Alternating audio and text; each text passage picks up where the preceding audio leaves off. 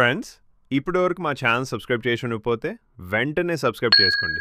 మరిన్ని కొత్త అప్డేట్స్ కోసం బెల్ ఐకాన్ను తప్పకుండా యాక్టివేట్ చేయండి.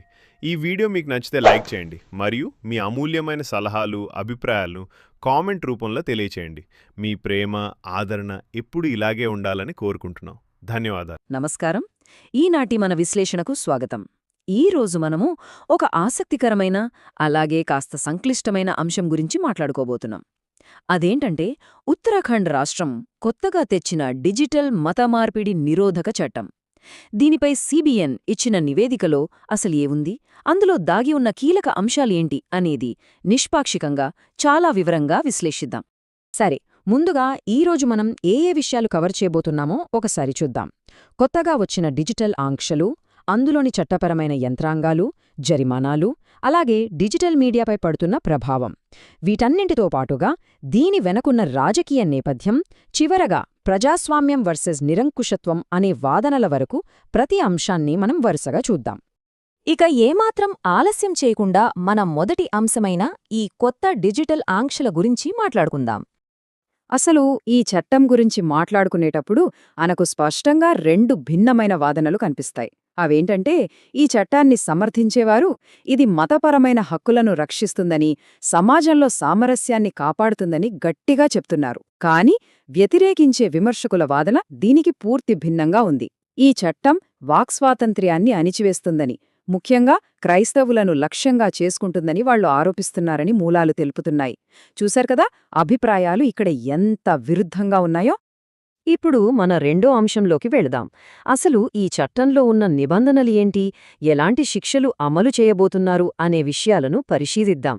నివేదిక చెబుతున్న ప్రకారం ఆన్లైన్లో ఒక మతం మరో మతం కంటే గొప్పది అని చెప్పడాన్ని ఈ చట్టం పూర్తిగా నిషేధిస్తోంది. అలాంటి కంటెంట్ను నేరుగా ప్రచారం లేదా ప్రోపగాండాగా ముద్రవేస్తున్నారు. విమర్శకులు ఇక్కడే ఒక పెద్ద అనుమానాన్ని వ్యక్తం చేస్తున్నారు. అదేంటంటే, సోషల్ మీడియాలో సాధారణంగా ఒక బైబిల్ వాక్యాన్ని షేర్ చేసినా కూడా ఈ చట్టం కింద నేరంగా పరిగణిస్తారా అన్నది వాళ్ళ ఆందోళన. అసలు దీనికి పరిమితులెక్కడా అనేది ఇక్కడొక పెద్ద ప్రశ్న కదూ. ఇక ఈ చట్టం విధించే జరిమానాల గురించి వింటే నిజంగా ఆశ్చర్యపోతాం. నిబంధనలు ఉల్లంఘిస్తే ఏకంగా $12,000 వరకు భారీ జరిమానా విధించే అవకాశముందని నివేదిక స్పష్టం చేస్తోంది. ఒక సామాన్యుడికి ఇది చాలా పెద్ద మొత్తం. కేవలం ఫైన్లు మాత్రమే కాదు, చట్టపరంగా ఇందులో ఉన్న నిబంధనలు కూడా చాలా కఠినంగా ఉన్నాయి. ఎవరైనా ఆరోపణలెదుర్కొంటే వాళ్లు తమ నిర్దోషిత్వాన్ని నిరూపించుకునే వరకు న్యాయస్థానం వారిని దోషిగానే పరిగణిస్తుంది. ఇక శిక్షల విషయానికొస్తే 3 ఏళ్ల నుంచి జీవిత ఖైదు వరకు ఉండొచ్చట. ఇక్కడ ఇంకో ముఖ్యమైన విషయమేంటంటే, ప్రలోభ పెట్టడం అనే పదానికి చట్టంలో ఇచ్చిన నిర్వచనం చాలా విస్తృతంగా ఉంది. అంటే ఒక క్రైస్తవ సంస్థగా ఆకలితో ఉన్నవారికి ఒక పూట భోజనం పెట్టినా దాన్ని బలవంతపు మతమార్పిడి కింద లెక్కకట్టే ప్రమాదముందని ఆ నివేదిక హెచ్చరిస్తోంది. మరి ఇంత కఠినంగా ఉంటే గ్రౌండ్ లెవెల్లో పరిస్థితులు ఎలా ఉంటాయి? మన 3వ విభాగంలో ఈ చట్టం డిజిటల్ మీడియాపై ఎలాంటి ప్రభావాన్ని చూపుతోందో చూద్దాం. క్షేత్రస్థాయిలో స్థానిక మతబోధకులు ఎలాంటి భయాందోళనలకు గురవుతున్నారో నివేదిక చాలా స్పష్టంగా వివరించింది. అరెస్టుల నుంచి తప్పించుకోవడానికి వాళ్లు తమ ఆన్లైన్ డేటాను పకడ్బందీగా తొలగించుకుంటున్నారు. యూట్యూబ్ ఛానళ్లను క్లీన్ చేస్తున్నారు, సోషల్ మీడియా అకౌంట్లను డిలీట్ చేస్తున్నారు. చివరికి ప్రాణభయంతో అసలు ఆ రాష్ట్రం వదిలి వెళ్లిపోవాలా అన్న ఆలోచనలో కూడా ఉన్నారట. డిజిటల్ రంగంలో ఎలాంటి భయానక వాతావరణం నెలకొందో అర్థం చేసుకోవడానికి ఇదొక ఉదాహరణ. అయితే ఇన్ని ఆంక్షలు, భయాలు ఉన్నప్పటికీ global Christian relief CEO Brian army ఒక స్పష్టమైన ప్రకటన చేశారు. ఆయనేమన్నారంటే, ఈ చట్టాలు మా విశ్వాసాన్ని స్వేచ్ఛగా వ్యక్తీకరించకుండా, ఆరాధన చేసుకోకుండా మమ్మల్ని అడ్డుకోలేవు అని స్పష్టం చేశారు. అంటే విశ్వాసులు చాలా జాగ్రత్తగా అడుగులు వేస్తూనే తమ నమ్మకాల విషయంలో మాత్రం ధైర్యంగానే ముందుకు వెళ్తున్నారని ఈ నివేదిక మనకు తెలియజేస్తోంది. ఇదంతా కేవలం ఒక రాష్ట్రానికి సంబంధించిన విషయం అనుకుంటున్నారా? అయితే మనం ఒకసారి స్థూల స్థాయికి వెళ్ళి దీని వెనకున్న జాతీయ, రాజకీయ నేపథ్యాన్ని మన 4వ విభాగంలో పరిశీలిద్దాం.